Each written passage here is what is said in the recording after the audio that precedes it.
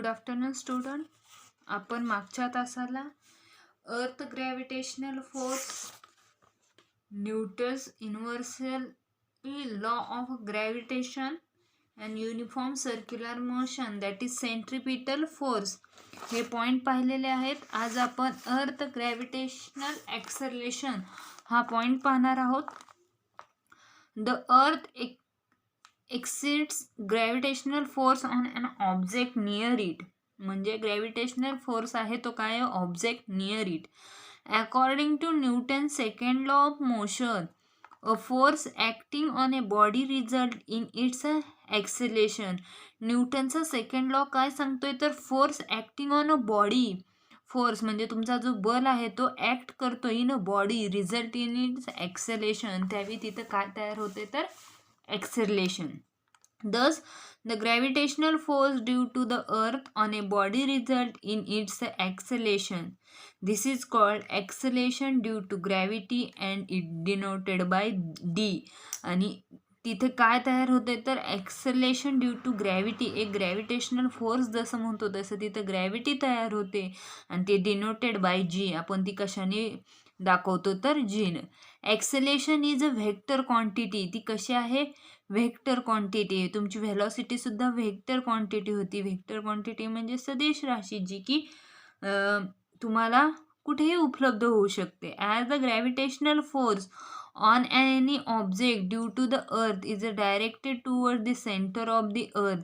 आणि तुमची जी अर्थ आहे या अर्थच्या काय आहे सेंटर लाच ते काय आहे डायरेक्टेड आहे. The direction of the acceleration due to gravity is also directed toward the centre of earth that is vertically downward.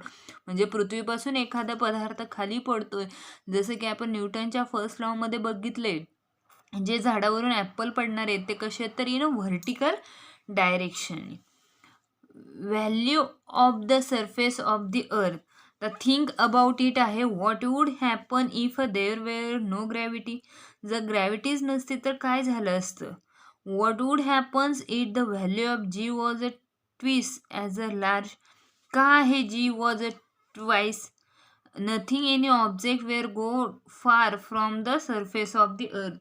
पृथ्वीपासून ती जास्त लांब नाही, म्हणून value of g was a twice or as a large.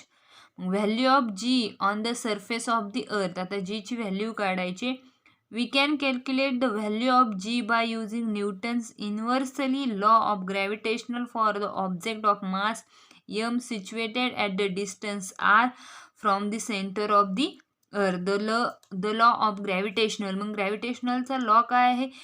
F is equal to काय आहे? F is equal to G M M upon R cube. इथं M म्हणजे काय आहे तर M is the mass of the earth. जो capital M आहे तो काय आहे? मास ऑफ द अर्थ. आणि स्मॉल एम आहे तो मास of the object on the earth. म्हणजे पृथ्वीवरती एखादी जी वस्तू आहे ते मास. आणि R cube that is a radius, distance ते काय आहे? डिस्टन्स. पण तुम्हाला माहितीच आहे F is equal to m g. M g काय आहे तर जी म्हणजे ग्रॅव्हिटेशनल, जो की आपण ॲक्सेलेशनच्या फॉर्म्युलामध्ये पाहिले. F is equal to m g from 3 आणि 4. हे काय आहे तर 3 आणि 4 वरून हे तुमचं इक्वेशन पडले. F is equal to m g. Let see m g is equal to, आता एफ हा काय आहे? फोर्स. आणि हे सुद्धा काय आहे? फोर्स. मग या फोर्सच्या जागी आपल्याला ही G M M upon r स्क्वेअरची किंमत घालायची. मग m g is equal to G M M upon r square. या एमला हा एम गेला, राहिला काय? G is equal to G M upon R cube. Let see g is equal to G m upon r cube. If the object is situated on the surface of the earth, r is equal to radius of the earth. हा r cube म्हणजेच काय आहे तर त्याची radius आहे. Thus the value of g on the surface of the earth. r ची surface of the earth काय आहे? g is equal to gm upon capital R square. The unit of the g in SI unit is a meter per second square. मग ग्रॅव्हिटीचं SI unit काय आहे तर metre per second square. The mass and radius of the earth are. मग तुम्हाला मास आणि रेडियसची काय दिली आहे, त्यांनी किंमत दिली आहे. किती असती, 6 × 10⁻24 kg. किती आहे, 6 × 10⁻24 kg. अँड रेडियस म्हणजे हा आर आणि मास म्हणजे हा यम. मग रेडियसची किंमत किती दिली आहे, 6.4 × 10⁻6 metre respectively using this in equation 6. आता ही किंमत जी दिली तुम्हाला ती काय करायची आहे, या इक्वेशन नंबर 6 मध्ये घालायची. Let see g is equal to, जीची व्हॅल्यू किती आहे आपली, 6.67, जी की आपण न्यूटन्सच्या लॉमध्ये पाहिली आहे. 6.67 × 10⁻11 ही न्यूटनचा लॉ मधली व्हॅल्यू आहे. इंटू मास आपल्याला किती दिलाय, 6 × 10⁻24. लेट्स आर क्यूब, आर किती दिलाय, 6.4 × 10⁻6 इज इंटू 2. आता हे 9.7 कसं आलं बघा, 6.67 × 6 अपॉन 6.4 इंटू स्क्वेअर आहे त्याचा 10⁻6 म्हणजेच 6 × 2 किती झाले, 12. 10⁻2 किती झाले, 12 झाले. 10⁻2 आता इथं राहिलं 10⁻11 इंटू 10⁻24 24 मायनस 11 किती राहतात, 30. लेट सी 30 राहतात. मग ह्या 30 इथं राहिले 10⁻13. ह्या 13ला हे 10⁻12 गेले, किती राहिले, 10. एक 10 शिल्लक राहतो. Let see. आणि 6.67 गुणिले 6 अपॉन 6.4 इंटू 2 या दोन्हीचा स्क्वेअर केल्यानंतर आणि ह्यांचा गुणाकार केल्यानंतर आपल्याला काय मिळतंय, 97.7. आणि हा 10 आहे, 10 आपल्याला मायनस केला आहे म्हणून आपण 9.977 ही आपली जीची व्हॅल्यू आली. तुम्हाला जीची व्हॅल्यू देताना किती देतात, 9.8 मीटर पर स्क्वेअर. ही आपली 9.8 मीटर पर स्क्वेअर ही काय आहे तर जीची व्हॅल्यू. मग जीची व्हॅल्यू कशी काढली लक्षात घ्या, फोर्सचा यूज केला आहे तिथं त्यांनी. जे तुमचं इक्वेशन न्यूटनचा जो लॉ होता तो लॉ वापरून त्यांनी जीची किंमत आपल्याला इथं काढलेली आहे. This acceleration depends only on the mass M and radius R on the earth. आणि हे जे ॲक्सेलेरेशन आहे हे ॲक्सेलेरेशन कशावर अवलंबून आहे तर मास आणि रेडियसवर. And so the acceleration due to gravity at a given point on the earth is the same for all object. आणि पृथ्वीवर किंवा अर्थवर जे सगळे काही ऑब्जेक्ट आहेत त्यांचा जो गिवन पॉईंट असतो, जी ग्रॅव्हिटी असते ती काय तर सेम आहे, म्हणजेच 9.8 आहे. It does not depend on the properties of object. ती जो ऑब्जेक्ट घेतलाय त्या ऑब्जेक्टवरती जीची व्हॅल्यू अवलंबून नसते. Let see, can you tell what would be the value of a g on the surface of the earth if its mass was twice as larger and its radius half of that of what it is now. का आहे g ची value the surface on the अर्थ वर मास was twice, त्याचा जे M आहे तो जास्त असेल तर तिथं त्याची व्हॅल्यू जास्त काय आहे आणि किती आहे तर ती व्हॅल्यू 8 टाइम्स काय होते, इन्क्रीज होते, वाढते. हे तुम्ही सॉल्व करणार आहात. आता व्हेरिएशन इन व्हॅल्यू ऑफ जी. मग जीची प्रत्येक ठिकाणची जी व्हॅल्युएशन आहे, जी व्हॅल्यू आहे ती वेगळी आहे. फर्स्ट आहे change along the surface of the earth, म्हणजे पृथ्वीच्या पृष्ठभागावरील बदल. Will the value of g be the same everywhere on the surface of the earth. म्हणजे ही जीची व्हॅल्यू आहे ती everywhere on the surface of, म्हणजे पृथ्वीच्या सरफेसवरची जी व्हॅल्यू सगळीकडं आहे. The answer is no.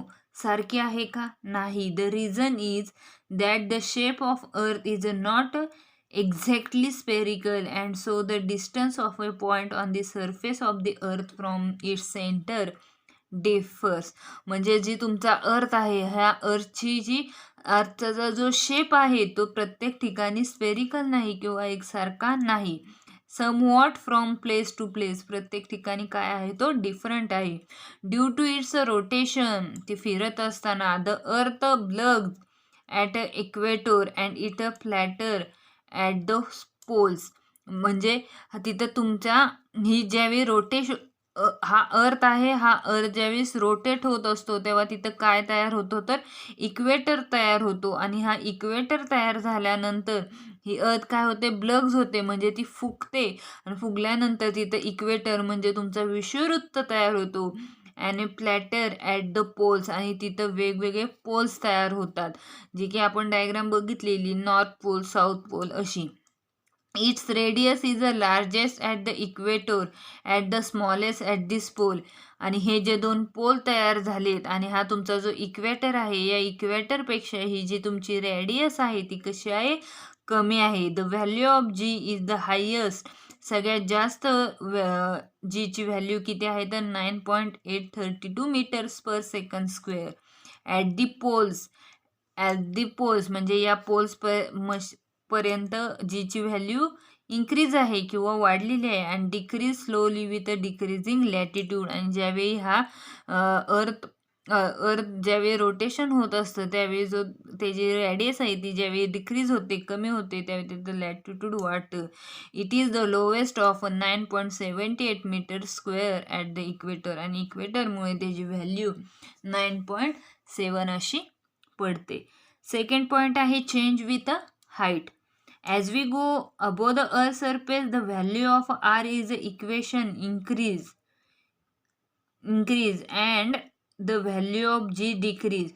ह्या इक्वेशन नंबर 5 मध्ये तुम्हाला काय दाखवले त्यांनी की आर ची व्हॅल्यू काय झाली, इन्क्रीज झाली, वाढली. आणि जी ची व्हॅल्यू काय झाली, decrease.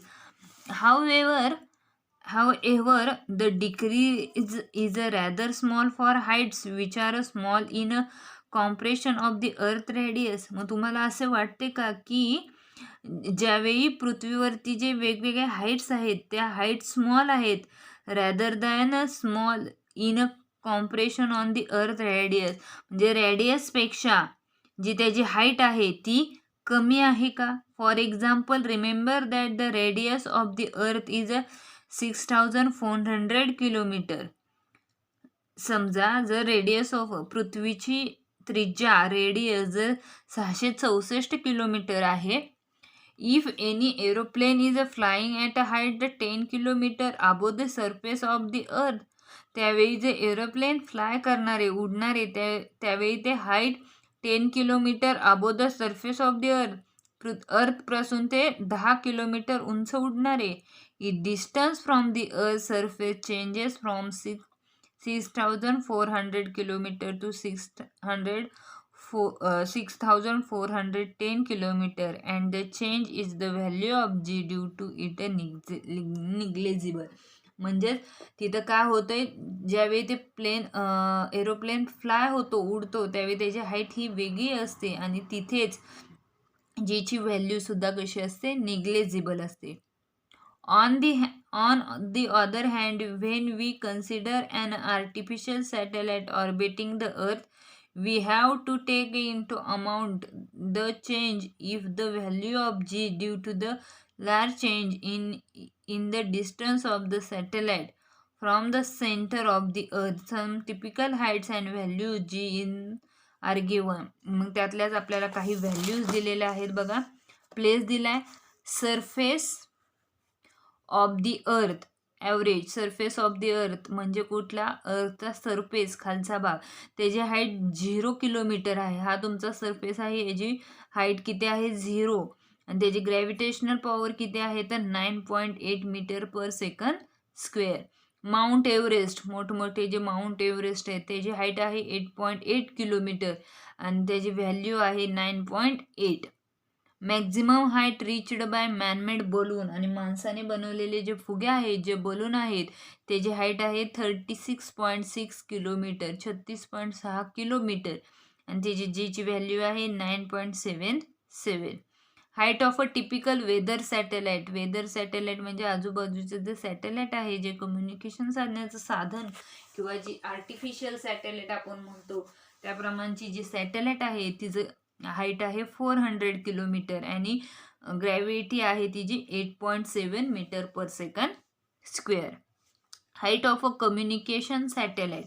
Height of communication satellite म्हणजे दूरध्वनी वगैरे आपला आहे, मोबाईल फोन वगैरे त्याप्रमाणे त्याची हाईट आहे 35,700 किलोमीटर आणि जी आहे 0.225 मीटर पर सेकंड स्क्वेअर. ही काय आहे तर change of the g with height above the earth surface, म्हणजे ग्रॅव्हिटीची जी व्हॅल्यू आहे ती प्रत्येक वेळी काय होते, प्रत्येक ऑब्जेक्टच्या वेळी ती काय होत असते, चेंज होत असते.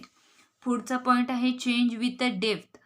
The value of g also change if we go inside the earth. ज्यावेळी पृथ्वी अर्थच्या आतमध्ये आहे, the value of r in equation y in equation 5 decrease, and one would think that the value of g should increase as per the formula.